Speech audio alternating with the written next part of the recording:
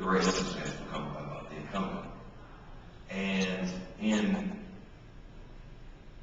I guess, about a minute, 2 minutes apiece, I would be interested in both of your perspectives on, one, why she doesn't deserve to be reelected, because I suspect that they're different answers, and I think we probably come to some conclusion as to why you hold those, maybe hold your positions in certain perspectives from your parties and your persuasion in terms of liberal versus conservative. Kim, we'll start with you. Essentially, it has to become about Lance Lincoln. Why does she deserve to be sent home or not reelected? I hate to be specific about Senator Lincoln, because I think her office and I think she deserves our respect, and I do respect that.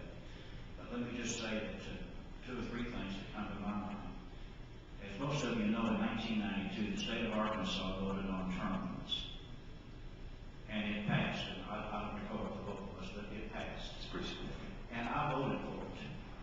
And in that vote, as you recall, it included not only state senators like me, and I'm in my last 3 years.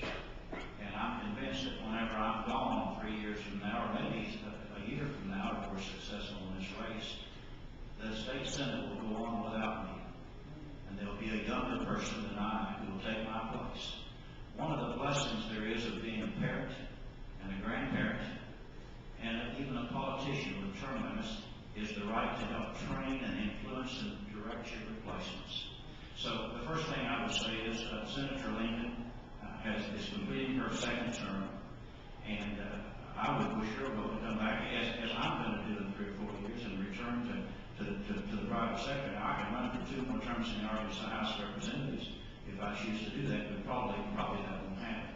So that's one thing. I think that change is healthy, and people of Arkansas have spoken on that. Now, as you know, the federal courts, I guess it was, said, no, you can't do that. And that's one of the things that if I'm elected, I will work to. There's already a move afoot, I understand, in the United States Congress to try to turn limits on the national election. Not the very best way, but with the way things are nowadays, maybe there's not a better way. The folks of Arkansas have spoken on that. The other thing that I'm concerned about is that it just seems like maybe that the longer a person is in Little Rock or even Washington, the less contact you have with your people. And that's what Mike Ross said something the other day that he was right on with, and he said, you know, when the last vote's cast in Washington on the first plane home, I said, amen, Mike, brother, don't ever change, because our roots and our constituency is here with you, even though there's just 8 or 10 tonight. That's America, and that's Washington. So I think that 2 terms is adequate. I think that there's a chance of we're losing some touch and some accountability, and I think that all of us, that happens to all of us. It's not just Lance Lincoln, it's all of us.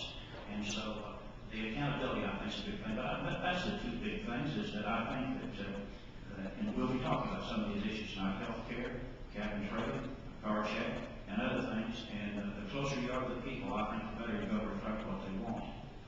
Yeah, that was more sort of broad. Drew, do you take the broad perspective, or do you want to be more specific? Well, first of all, I'm not running against Lance Lincoln. I'm running for the United States Senate. It's going to be up to the voters of Arkansas to decide whether they want to have a new United States Senator or not.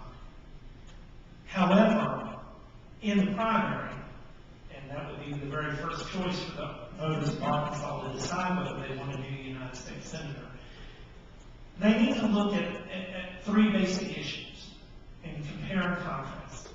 If you believe that health care, as it is right now, is adequate for you, you're going to support Senator Lincoln more than likely.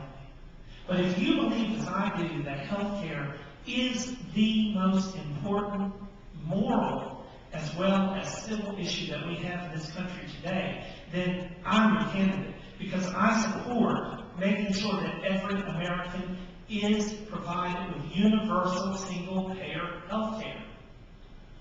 If you believe that it's okay for corporations to swallow up Main Street businesses, and if you believe that it's okay for farm enterprises for them to be these millionaire farms, then you probably will support Senator Lincoln. But if you believe, as I do, that we need to have a living wage, and you also believe that workers have a right to form a union without intimidation from those that they're working under, if you believe in the Employee Free Choice Act, I'm your candidate. If you believe it's okay to take away a job from somebody because based upon them having special rights, as was uttered by Senator Lincoln, you can support her. If you believe, as I do, that the Employment Non-Discrimination Act is one of the most important pieces of legislation for civil rights in this country today, that we cannot take a job away from a person simply based upon who they personally have a relationship with, then I'm your candidate.